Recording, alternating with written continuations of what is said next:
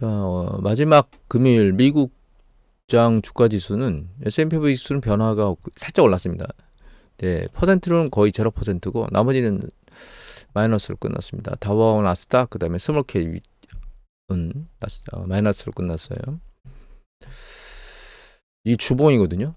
주봉인데 S&P 500 지수 주봉입니다. 그건 5주 정도 조정받았던 게 2주 만에 급격히 치고 올라가서 전고점을 종가, 주봉 종가 기준 살짝 올랐거든요. 근데 이게 일봉으로 보면 트럼프가 들어온다고 당선이 확정된 이후에 급등했다가 이 반등 강도가 그렇게 세진 않았습니다. 조정받고 반등 강도가. 그리고 이때 이제 연준이 올해 기준금리 인하 강도가 줄어들 거다라고 하는 것 때문에 급락했다가 조정을 좀 한동안 받다가 이 조정에 대한 반대 상승급부로 들어왔고 트럼프 취임 요번 주 하나 둘 3일 치고 마지막 약간 강도가 줄었는데 아주 DMI 라인으로 놓고 보면 이 상승 강도의 탄력을 받고 있는 건 맞는데 그걸 지지할 만한 ADX 라인이 올라가지는 않고 있거든요. 추세적으로. 그래서 요번 주 돌아오는 주는 짧게 예측하기가 그렇게 쉽진 않은 것 같아요. 강도가 그렇게 세진 않을 것 같다. 만약에 상승하더라도 그 생각은 들긴 하는데 상황은 봐야 될 것 같습니다. 이게 일본은행과 관련된 기사인데 1월 24일 날 김빛나 기지께서 올리신 거거든요. 0.25였던 기준금리를 0.5로 올렸는데 환율에 영향이 미칠 수 있겠죠. 그래서 여기 있는 캔들 차트가 달러 인덱스고요. 여기 있는 빨간 게 일본 엔화 환율입니다. 파란 건 우리나라 원화 환율입니다.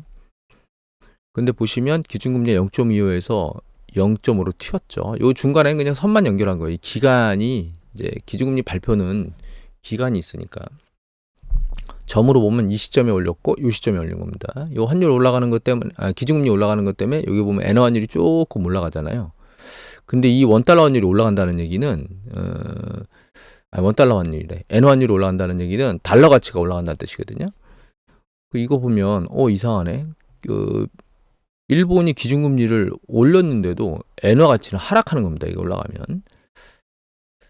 근데 여기서 최근에 이제 달러 인덱스는 내려오고 있으니까 달러 가치는 떨어지고 있는데 일본이 금리를 올렸는데 그러면 엔화 가치는 올라가서 아래로 내려와야 되잖아요. 근데 이건 올라가고 있죠. 내려가고 올라가니까 헷갈리니까 그걸 이제 보기 위해서 요 빨간 옅은 라인을 만들어 놓은 건데 이게 그 달러 인덱스를 엔화 환율로 나눠준 겁니다. 그래서 얘가 위로 올라간다는 얘기는 이 변동폭을 종합해서 이거는 상대적으로 엔화가 강세를 유지하고 있는 거고요. 이건 상대적으로 약세를 유지하고 있는 겁니다.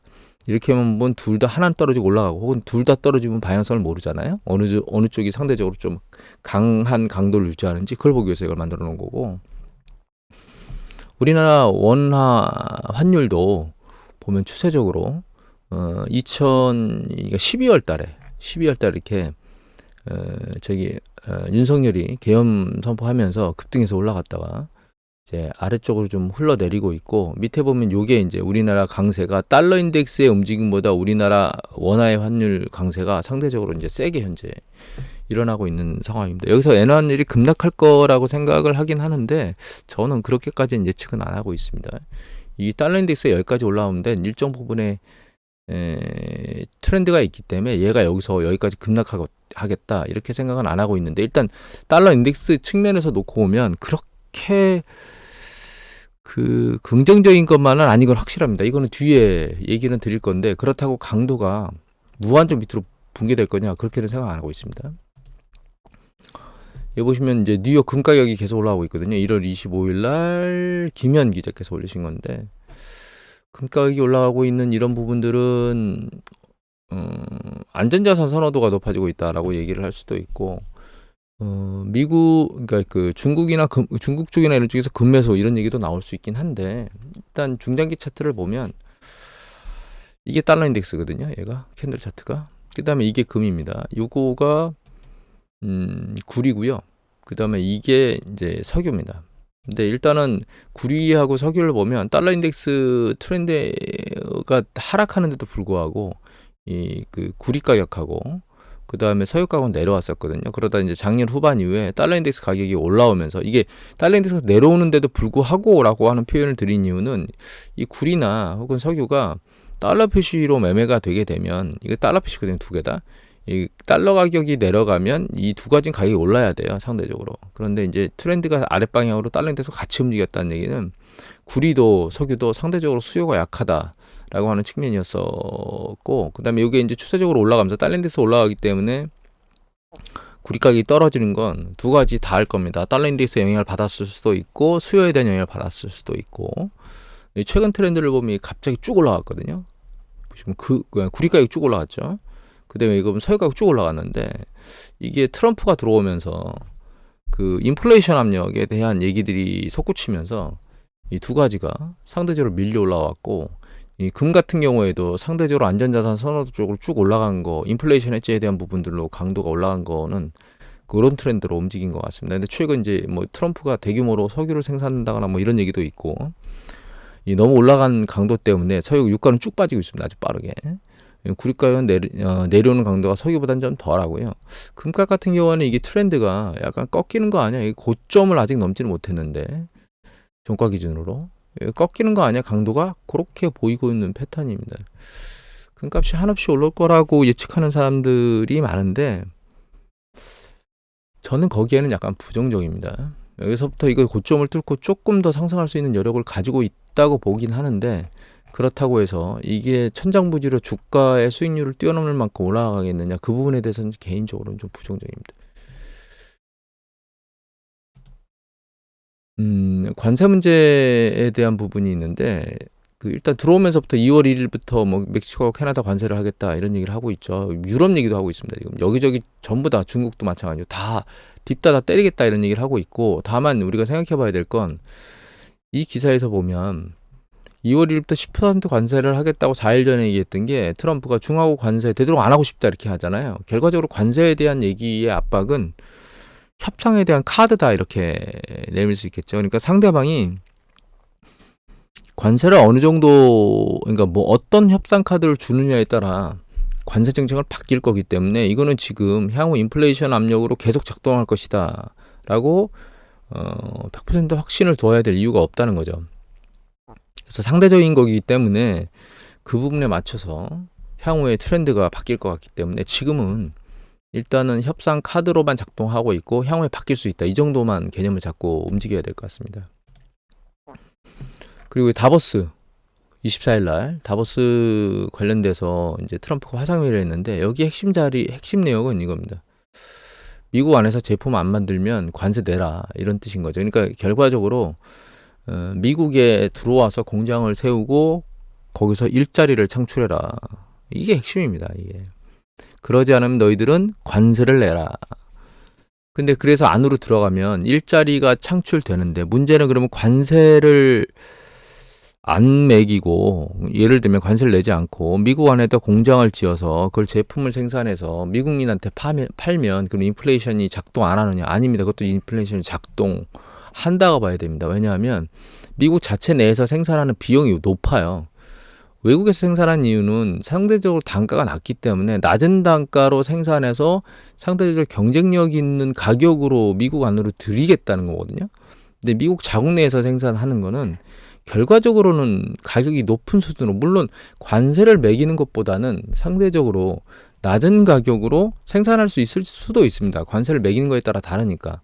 다만 외국에서 관세가 상대적으로 이제 지금 현재 관세를 유지하는 상황에서 외국에서 만들어서 안으로 들일 때는 미국 자국 내에서 만드는 것보다 낮은 가격에 만들어지기 때문에 결과적으로는 미국의 인플레이션을 작동하는 형태로 가는 겁니다.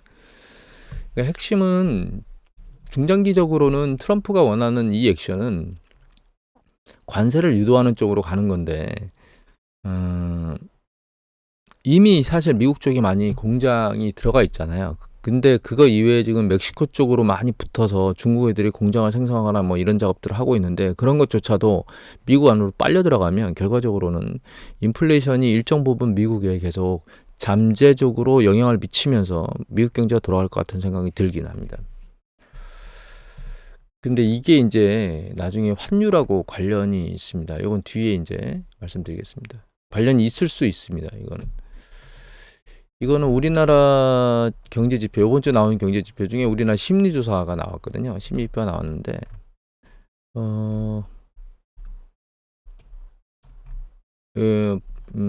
여기 보시면 여기 좀 내려가서 볼게요. 경제 심리 지수가 살짝 들렸습니다. 그래서 여기 보면 여기 밑에 있는 요거는 뭐냐면 전월에 요번 달에는 어떨 거야 라고 물어본 거거든요. 근데 이제 전월에 85로 뚝 떨어질 거라고 생각했는데 실제는 89가 나왔으니까 심리지수가 좋고, 다만 2월 달에 89가 나왔지만 지금이 89잖아요. 그래서 제 생각에는 뭐 2월에 좋아질 거라 보고 있긴 한데 상황은 이제 모니터링 해봐야 될 것 같아요.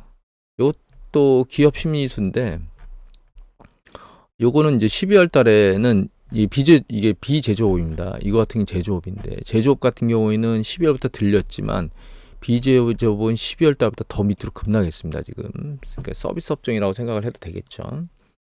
다만 그 미래에 대한 기대치가 살짝 오른 게 그나마 긍정적이다 이렇게 봐야 될 것 같아요. 그 다음에 이제 이거 BSI 제조업 실사지수인데 요거는 이제 오히려 떨어졌거든요. 이 생산 가동률은 생산률은 떨어졌고 가동률은 살짝 올랐고, 이거 위에 있던 거 세부적으로 보는 건데 이건 그냥 넘어가겠습니다. ESI를 보면 이게 이제 ESI는 위에 거는 이제 현재와 미래를 같이 묻잖아요. ESI는 보시면 다 전망만 묻는 거거든요. 그게 이제 개인하고 기업하고 혼합해서 그 전망만, 미래에 대한 상황만 보는 거예요. 그게 이제 계엄 선포로 그 11월에 비해서 상당히 많은 폭으로 내려갔던 게 반등했다는 긍정적인 이슈는 있습니다. 빨간 거거든요. 하지만 추세적으로 이제 급락해서, 물론 이게 이제 계엄 선포로 인한 급격한 변동이기 때문에 추세가 확 급락한 거니까 상황은 모니터링 해봐야 되겠지만, 일단 우리나라 기업이나 가게나 전망에 대해서는 상당히 부정적인 액션으로 움직이고 있는 거가 맞는 것 같습니다. 지금 이게 유럽이거든요. 유럽 같은 경우에는 이게 미국의 그 전체적인 우리나라 ESI 좀 전에 봤던 것, 그거와 동일한 개념입니다. 가계하고 기업 모두 다 종합적인 경제 지표고요. 요게 고용과 관련된 심리 지표거든요. 그런데 이 트렌드가 보시면 이렇게 보여드릴까요? 이렇게 보시면 2022년도에 쭉 내려오다가 후반부에 들렸잖아요. 그때 전반기에 살짝 버티다가 중후반에 다시 내려갔다가 후반에 다시 들리죠.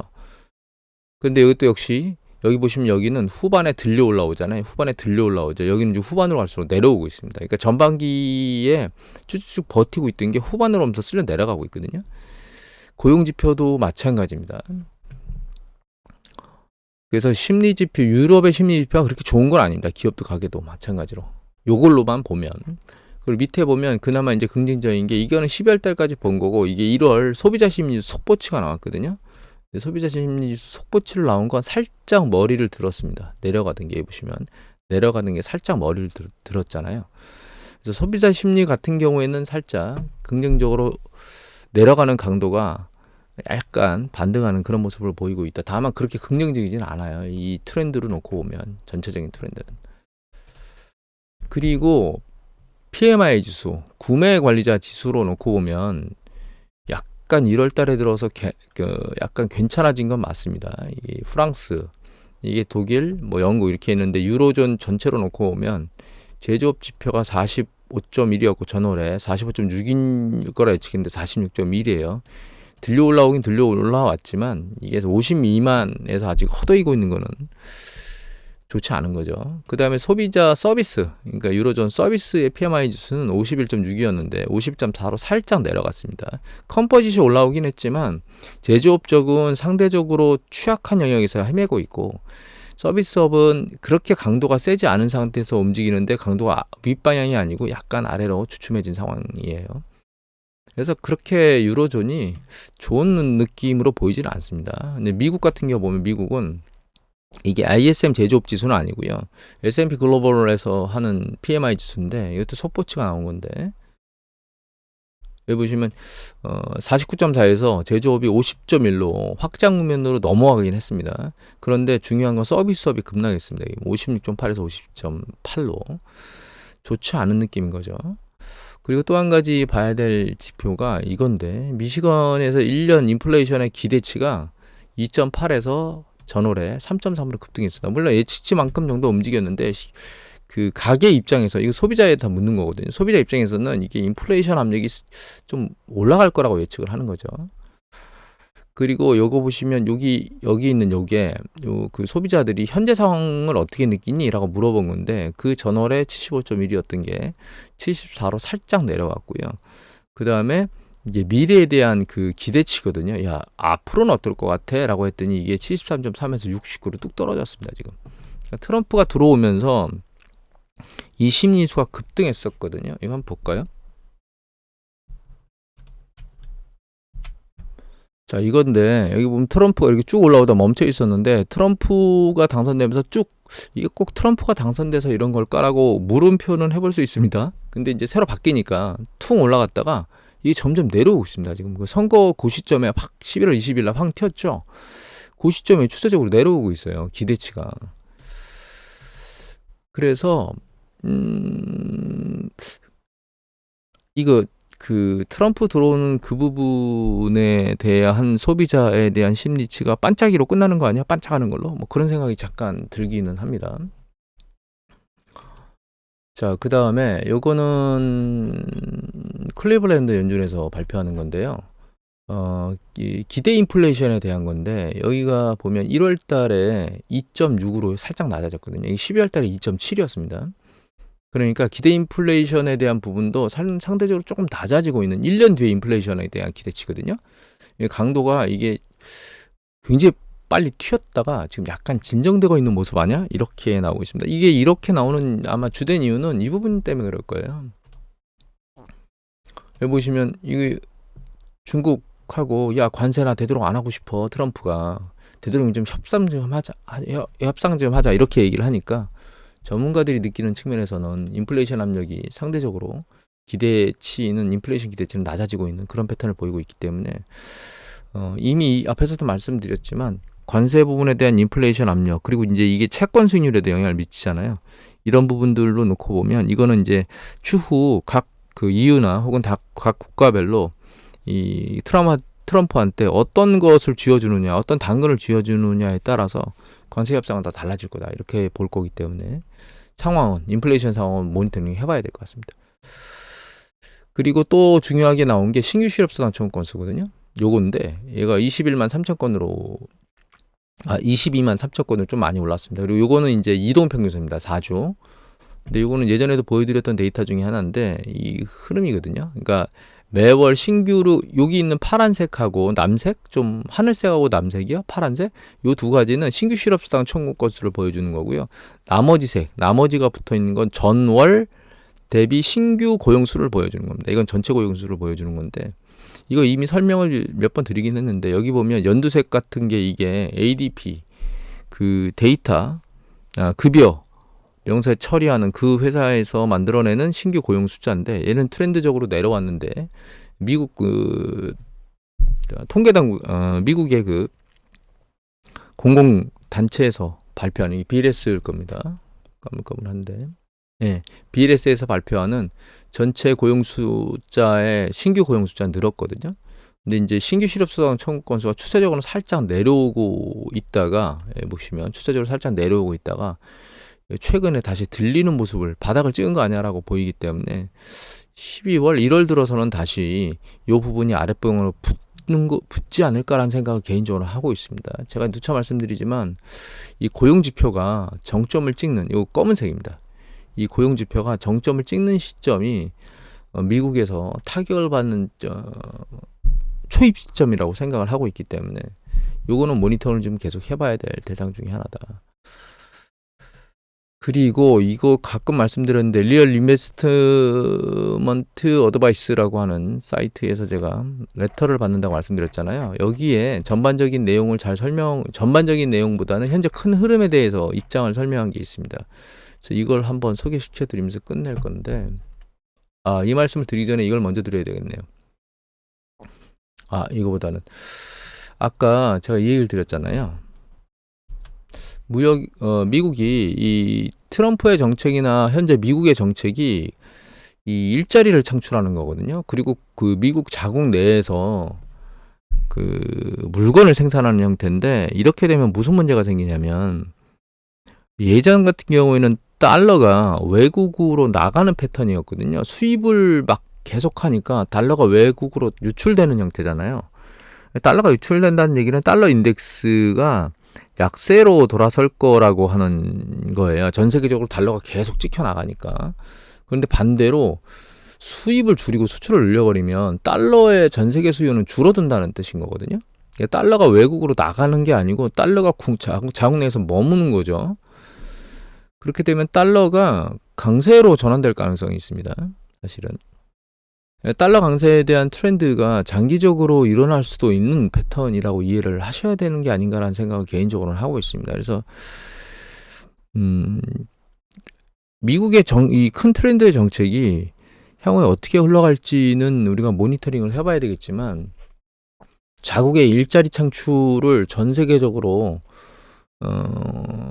각 국가마다 이루어야 될 당면한 목표 과제가 됐기 때문에 근데 문제는 미국이 가장 큰 소비 시장을 가지고 있어서 그거를 다른 국가들이 뛰어넘기가 쉽지가 않은 상태거든요. 그래서 미국이 달러 강세 쪽으로 계속 트렌드를 끌고 나가버리면 중소 수출국가 같은 경우에는 뭐 이거는 뭐 중국도 마찬가지인데 상대적으로 자기 통화 가치가 불안정해지는 상황이 추세적으로 지속될 수도 있다. 그러니까 약세가. 그런 생각은 좀 개인적으로는 하고 있습니다. 그래서 인플레이션에 대한 부분하고 그다음에 미국의 이런 자국 내 생산을 통해서 무역 적자를 줄이는 이런 패턴의 움직임이 달러 인덱스에도 상당히 영향을 미치고 그게 각 국가의 환율에도 영향을 미칠 것이다라는 생각을 계속하고 있기 때문에 큰 트렌드에서는 최근 강달러가 많이 왔잖아요. 그 강달러 추세가 트렌드화 된 거 아닌가. 이게 무슨 얘기냐면 이게 달러 인덱스가 옛날보다 상당히 많이 올라왔거든요. 주봉으로 보면. 네, 이 단계가 한번 올라왔잖아요. 쭉 올라오다 단계 한번 튄 다음에 또 튀었잖아요. 이게 그 커다란 흐름에서 바뀐 거라는 거예요. 그래서 이게 이 과거로 이 바닥까지 회귀하거나 이러기는 굉장히 어려운 패턴이고 이게 뉴노멀이라 여기가 이 바닥이 뉴노멀인 상황으로 바뀐 거 아닌가라는 생각을 개인적으로 하고 있습니다. 이 바닥이 아니고 이게 바닥일 수도 있습니다. 지금 단기적으로 이게 더 이상 이거 밑으로 달러 인덱스 가치가 내려가기는 쉽지 않을 거다. 이렇게 개인적으로는 생각하고 있습니다. 그래서 이거 다시 넘어와 보면 여러 가지 얘기가 있는데 올해 전망치들이 나오고 있고 항상 월가의 전망은 연초에는 긍정적으로 나오죠. 다만 이 전망 강도가 세진 않은 게 그 이전에는 한 20%대 어쩌고저쩌고 이런 얘기를 했는데 지금은 그렇지는 않은 편이거든요. 그리고 소비자에 대한 소비자들의 기대치, 심리수도 그렇지 그만큼 세요. 그런데 이게 실질 GDP, S&P 500 지수거든요. 그 중심 궤도선으로부터 많이 벌어진 건 있고요. 이건 어떤 차트냐면 여기 보시면 이런 얘기가 나옵니다. 자, 뭐 어떤 스쿨에서 가르치는데 그 GDP 그러니까 그 S&P 500 지수의 실질 수익률은 연간 한 9.29% 올렸다는 거예요. 그런데 최근 보시면 2009년부터 24년 요거 말한 겁니다. 좀 전에 말했던 건 1948년부터 2024년까지 요거는 GDP 성장률, 실질 성장률이고 요게 S&P 500 지수 연간 수익률인데 요 평균으로 요 기간 동안 내면 그게 9.26이었는데 2009년부터 24년, 그 다음에 12년부터 24년, 17년부터 24년 사이에 얻은 거는 10.51이기 때문에 한 3% 정도 넘게, 3% 좀 넘게 이 플러스 알파의 수익률을 보이고 있다는 거예요. 그래서 이제 우리가 그 주식 실질 수익률을 아주 쉽게 계산하면 이제 그 GDP 실질 성장률에 실질 배당금을 더한 함수인데 요게 실질적으로 한 7% 정도 돼야 되는데 그건 이제 꽤 많이 높게 보였다 이런 뜻인 거고요. 이건 뭐 EPS 성장률하고 그다음에 GDP 성장률 그리고 S&P 500 지수 수익률 성장률을 보여준 거니까 이거는 뭐 상대적으로 높다 보면 돼요. 8.5, 요 밑에는 6%도 평균인데 그거보다 합산보다 높은 25.79로 보였기 때문에 상대적으로 굉장히 높게 올라왔다 이렇게 이해를 하시면 되고 그러면 이런 것들이 어떻게 플러스 알파의 수익을 내게 만들었느냐 이걸 설명해 놓은 게 그게 이제 바이백입니다. 미국 기업이 계속 바이백을 상대적으로 많이 해서 여기서 바이백이요. 요겁니다. 요거 빨간 차트. 요게 바이백이고 이게 주가거든요. 그러니까 바이백, 그러니까 자사주 매수를 상대적으로 굉장히 많이 해서 이게 주가를 끌어올리는 데 영향을 미쳤고, 두 번째는 이 정부의 간섭이거든요. 이 정부의 간섭이 상당히 많았다는 거예요. 이 간섭이 많았다는 얘기는 이게 이제 예를 들면 연준 같은 경우에는 이제 자금을 시장이 많이 살포 있잖아요. 두 번째는 이게 여기 밑에 여기 재정 지출이거든요. 재정 지출이 상당히 많이 늘어난 거예요. 그래서 요거 같은 경우는 GDP 성장률을 의미하고 요게 재정 지출이거든요. 그러니까 재정 지출이 많아지니까 시장에 자금이 늘어나고 또 연준이 통화를 많이 시장에다 뿌리니까 그 두 가지가 경제를 돌리거나 혹은 자산 시장에 유입되면서 주가를 밀어올리는 그런 강력한 이슈로 작동했다. 그게 플러스로 바이페까지 자사주 매수까지 이 세 가지가 과거에 비해서 상당히 주식 수익률이 높아진 가장 주된 이유다. 이렇게 설명을 하고 있는 겁니다. 근데 2025년도에는 역풍일 수 있다라는 얘기를 하는 거예요. 이게 지금 NFIB 아까 트럼프가 들어오면서 심리지수가 급등했다 그랬잖아요. 그 중에 하나가 NFIB인데 이거 중소자영업자들 보면 여기 급등했거든요. 딱 트럼프 선거 들어오면서 이게 기대치인데 이 기대치가 예를 들면 향후에 뭐 수개월 안에 고용수를 늘리겠다라고 하는 그런 것들도 좀 올라갔기 때문에 이게 실제로 지표에 반영되는지는 고용지표에서 모니터링 해봐야 되는데 조금 전에 봤던 소비자 심리지수에서는 급등했던 게 다시 거꾸로 내려오고 있다. 이걸 보여드린 거고요.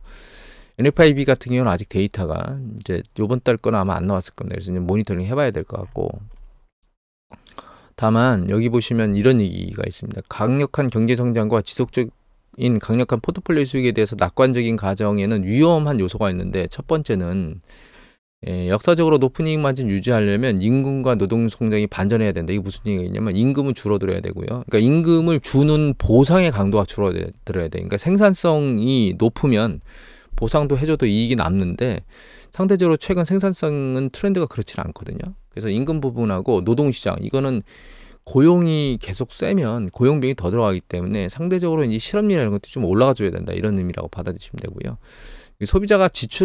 소비자가 뭔가 써야 되니까 이자율은 낮아지고 인플레이션은 낮아져야 된다. 이 두 가지가 있어야 된다는 겁니다. 근데 지금 이자율이 낮아지는 건 있는데 인플레이션에 대한 부분은 압력에 대한 우려가 있기 때문에 일정 부분은 뒷받침하고 일정 부분은 그렇지 않은 게 혼동돼 있거든요, 지금. 그 다음에 관세가 비용을 상승시킬 것인데 이 교체나 대체품이 인플레이션 상승을 완전히 상쇄하지 못할 수도 있다. 이렇게 얘기를 하는 거고, 이건 좀 복잡한 문제니까 뛰어넘어가겠습니다. 그리고 미국 수출에 대한 수요를 뒷받침하려면 중국, 유럽, 일본의 경제 성장 둔화가 반전돼야 된다. 이 성장 둔화 이렇게 말하니까 경제가 약간 처져 있는데 이게 좀 긍정적으로 바뀌어야 된다, 이런 얘기를 하는 거거든요. 근데 좀 전에 봤지만 유럽이나 이런 것들의 PMI 지수나 소비자 심리 지수나, 그러니까 소비자와 기업의 미래에 대한 심리 지수가 그렇게 좋은 건 아니에요. 그리고 여기 보면 이제 유동성에 대한 지원을 하기 위해서 금리는 계속 인하해야 되고 대체대조표 감소를 늦추거나 중단해야 되는데, 금리는 빨리 인하하는 속도에 대한 우려성이 있잖아요. 인플레이션 때문에. 그게 지금 막 혼재돼서 왔다 갔다 해서 얘기를 하고 있는데, 그 부분과 감안해서는 사실은 방향성이 애매모호한 상황입니다. 지금으로선. 그리고